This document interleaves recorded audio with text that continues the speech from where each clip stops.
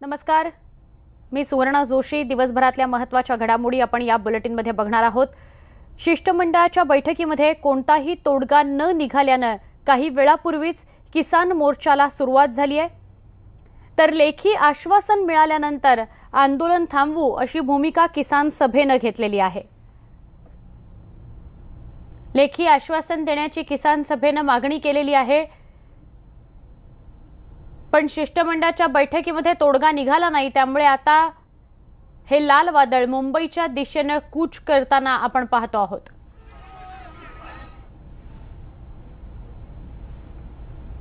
थेट जाणार आहोत अधिक माहिती घेण्यासाठी आमचे प्रतिनिधी प्रशांत बाग यांच्याकडे। प्रशांत, काय अधिक माहिती आहे? आता हे सगळे शेतकरी कुठपर्यंत पोहोचलेले आहेत, कुठे पोहोचलेले आहेत असं कळतंय की ते मुंबईच्या दिशेने कूच करतायत? काय सांगाल अधिक? मुंबईच्या दिशेने मोर्चाने कूच केलेली आपण बघतोय। किसान सभेचा हा लॉंग मार्च जो आहे हा सगळा निघालाय। आदिवासी पाड्यातला शेतकरी निघालेला आहे आणि चर्चा रात्री उशिरापर्यंत आली। गिरीश महाजन सरकारचे प्रतिनिधी म्हणून इथले पालकमंत्री म्हणून दाखल झालेत। चर्चा अजून होते आणि होणार आहे, पण जोपर्यंत एकीकडे चर्चा आणि दुसरीकडे मोर्चा अशा प्रकारची भूमिका घेतली आहे। आपण बघतोय की तालवाद्यांचा जगर करत सगळा आदिवासी समाज जो आहे तो निघालेला आहे। आपली एक वेशभूषा रात्रीपासून हे सगळे होते। खरं तर सरकारच्या माध्यमातून चर्चा आणि त्यातनं निर्णय आणि सकारात्मक हा होतोय। अशोक ढवळे आपल्या बरोबर आहेत। मोर्चा तुम्ही अखेर निघाला, मार्गस्थ झालात, सरकार सुद्धा सकारात्मक दिसून येत आहे। चर्चेत तोडगा निघेल असं वाटतंय, काय सांगाल?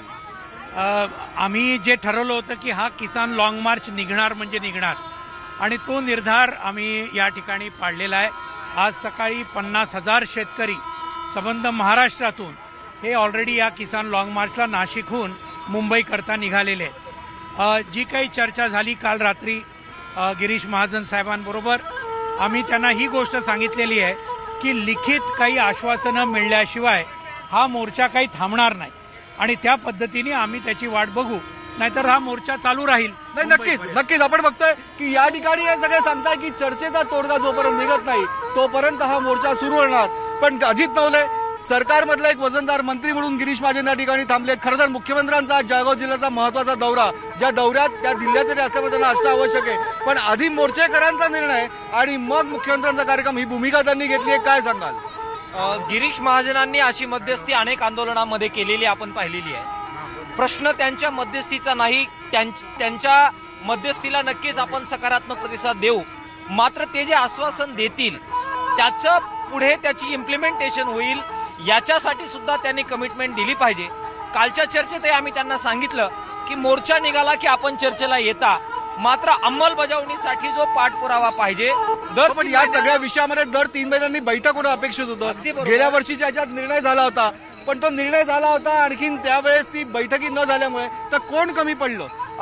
मी आपल्याला अगदी तोच मुद्दा मांडत होतो की दर 3 महिन्यानं कालबद्धपणे अंमलबजावणीच्या बैठका या झाल्या पाहिजेत। आम्ही वारंवार प्रयत्न केला गेल्या 1 वर्षामध्ये अशा बैठकांसाठी, पण याला सकारात्मक प्रतिसाद मिळाला नाही आणि म्हणून मोर्चा काढावा लागला आणि म्हणून आता तरी नक्की आमचे प्रतिनिधी प्रशांत बाग अजित नवलेंशी बोलत होते। जोपर्यंत लेखी आश्वासन मिळत नाही आणि त्या आश्वासनांची पूर्तता करण्यासाठी अंमलबजावणीसाठी प्रयत्न होत नाहीत तोपर्यंत हे आंदोलन सुरूच राहील असं अजित नवले म्हणालेले आहेत।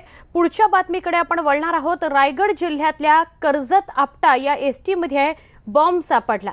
3 किलो बॉम्ब पावडर, डिटोनेटर यापासून हा आयईडी बॉम्ब बनवण्यात आलेला होता।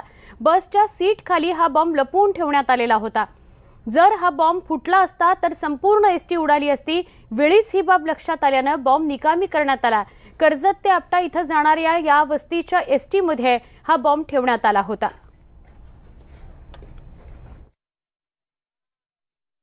मी आता उभा आहे पनवेल तालुक्यात आपटा गावात। या आपटा गावात काल 11:30 वाजता या एसटी बसमध्ये एक बॉम्ब सापडला आहे। ही एसटी बस आहे ती कर्जतवरून आपटा येथे आली वस्तीला कंडक्टरने पाहिल्यानंतर एक वस्तू सापडली, एक पिशवी सफेद वस्तू सापडली। त्यात हे 3 किलोची पिशवी होती, त्यात आयईडी आणि डिटोनेटर असं पावडर होतं। हे 3 किलोचं बॉम्ब होतं, ते कुणी ठेवलंय त्याचा तपास आता पोलीस करतात। या ठिकाणी 4:15 वाजता हा जो बॉम्ब होता हा निकामी करण्यात आलेला आहे आणि मोठ्या प्रमाणात या आपट्या गावात पोलीस बंदोबस्त लावण्यात आलेला आहे आणि रसायनी पोलीस स्टेशनमध्ये ह्याचा गुन्हा दाखल करण्यात आला आहे आणि हा जो ST आहे ह्या गावात या बाजूला ठेवण्यात आलेला आहे आणि जो हा बॉम्ब होता तो निकामी करण्यात आलेला आहे, तिथनं आता हटवलेला आहे. मोठ्या प्रमाणात इथे आपट्या गावात नागरिकांमध्ये भीतीचं वातावरण आहे आणि ह्याचा तपास आता रायगड पोलीस करतायत. मोहन जाधव, न्यूज 18 लोकमत, रायगड. एक महत्त्वाची बातमी आहे. पुलवामा दहशतवादी हल्ल्यात यश मिळाल्यानं जैश ए मोहम्मदनं यापेक्षा सुद्धा असा अंदाज एका वरिष्ठ अधिकाऱ्यानं नोंदवलाय. भारतातील अनेक हल्ल्याचा मास्टरमाइंड आणि जैश ए मोहम्मद या दहशतवादी संघटनेचा म्होरक्या मसूद अझहरला आंतरराष्ट्रीय दहशतवादी ठरवण्याच्या दिशेनं भारताच्या कूटनीतीला यश आलेलं आहे. आंतरराष्ट्रीय स्तरावर त्यासाठी हालचालीही सुरू झालेल्या आहेत.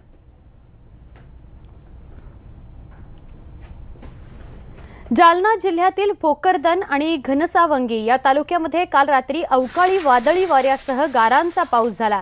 भोकरदनमधील पारद, रेणुकाई, पिंपळगाव इथं 20 मिनिटं गारांचा वर्षाव झाला.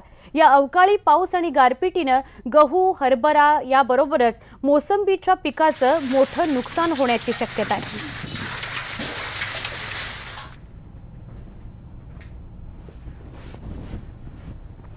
आणि आता बातमी विद्यार्थ्यांसंदर्भातली. अर्थातच आजपासून 12वीच्या परीक्षा सुरू होत आहेत. राज्यातले 14,91,306 विद्यार्थी यावर्षी 12वीची परीक्षा देत आहेत. राज्यभर एकूण 2,957 केंद्रांवर ही परीक्षा सुरू झालेली आहे. तर परीक्षा केंद्रांवर अर्धा तास आधी उपस्थित राहण्याचं आवाहन विद्यार्थ्यांना करण्यात आलंय.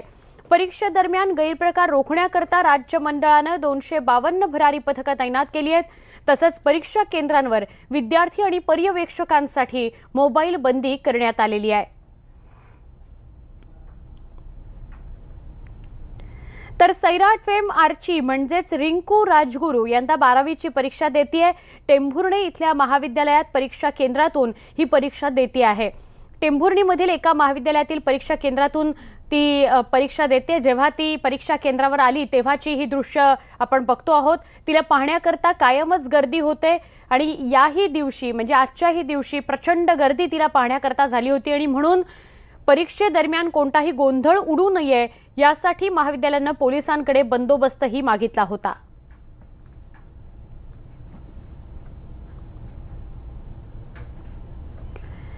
आता एक महत्त्वाची बातमी मुंबईतून. लोकमतच्या महाराष्ट्रीय ऑफ द इयरच्या व्यासपीठावर राजकीय क्षेत्रातील दिग्गजांची चौफेर टोलेबाजी बघायला मिळाली. यावेळी मुख्यमंत्री देवेंद्र फडणवीस आणि शिवसेना पक्षप्रमुख उद्धव ठाकरेंच्या हजरजबाबीपणाचं पुन्हा एकदा दर्शन घडलं. अभिनेता रितेश देशमुखनं मुख्यमंत्र्यांची घेतलेली मुलाखत विशेष लक्षवेधी ठरली. युतीवर मुख्यमंत्र्यांनी खास आपल्या शैलीत उत्तर दिलंय. तसंच अनेक राजकीय प्रश्नांना त्यांनी अतिशय हजरजबाबीपणे उत्तर दिलं. यावेळी रितेशनं मुख्यमंत्र्यांच्या पत्नी अमृता फडणवीस यांनाही व्यासपीठावर बोलवलं. यानंतर पती पत्नीमधल्या अनेक हलक्या फुलक्या आणि हळव्या क्षणांच्या आठवणींना उजाळा देण्यात आला. लोकमत तर्फे विविध क्षेत्रात मैदान गाजवणाऱ्या दिग्गजांना पुरस्कारानं सन्मानित करण्यात आलं.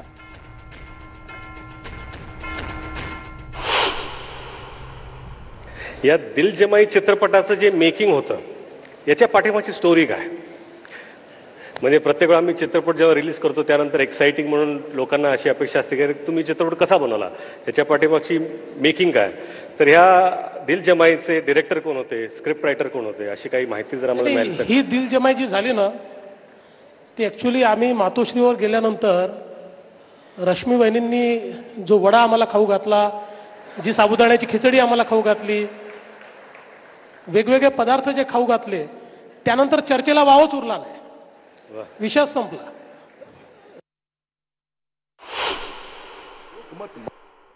पण बरेच जण आपल्याकडे असं इच्छुक असतात की बाबा मला मंत्रिमंडळात संधी द्यावी आणि त्यावेळी आपण म्हणत असता की आता अधिवेशन आहे, अधिवेशनानंतर मंत्रिमंडळाचा विस्तार होणार आहे, त्यावेळेस आपण चर्चा करू, बघू नक्की होईल असं. ही जेव्हा इच्छुक मंडळी परत आपल्याला भेटते तेव्हा आपला अभिनय कसा असतो? असं आहे की तुम्हाला सांगतो मी ज्यावेळी मंत्रिमंडळाच्या संदर्भात सुरुवातीला आमचा विस्तार झाला, अनेक लोक येत होते, त्यावेळी मला या सगळ्या प्रकरणाची गुरुकिल्ली एका पत्रकाराने सांगितली. ते म्हणाले की स्वर्गीय विलासरावजी देशमुख जे होते ते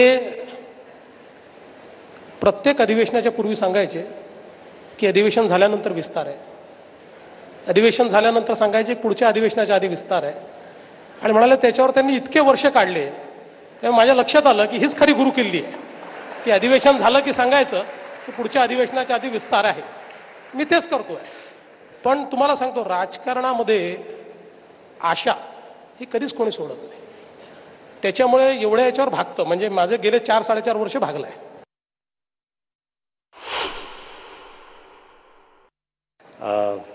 अमृताजी मला एवढं सांगा की देवेंद्रजी मुळात रोमॅन्टिक आहेत का?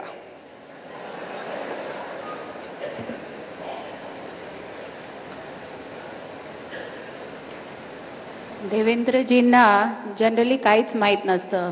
मी कोणता नवीन ड्रेस घातला किंवा नवीन हेअरस्टाईल केली किंवा रोड झाली किंवा लठ्ठ झाली की माझ्यावर इतकं प्रेम करतात की त्यांना कधी काही कळतच नाही. तर ते मला वाटतं खूप रोमॅन्टिक आहेत. खूप रोमॅन्टिक. आणि what is the most romantic thing? देवेंद्रजींनी अशी कुठली एक रोमॅन्टिक गोष्ट तुमच्यासाठी केली जी अविस्मरणीय आहे? मला दिविजा दिली. मला माझी मुलगी दिविजा दिली. अरे क्या बात है.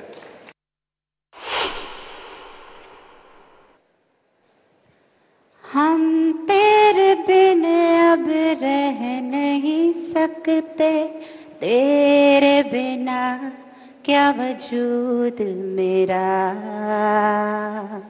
हम तेरे बिन अब रह नहीं सकते, तेरे बिना क्या वजूद मेरा.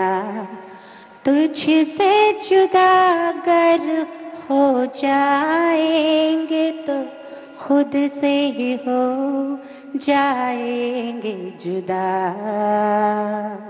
क्योंकि तुम ही हो, अब तुम ही हो जिंदगी, अब तुम ही हो. चैन भी मेरा दर्द भी आशिकी, अब तुम ही हो. Thank you.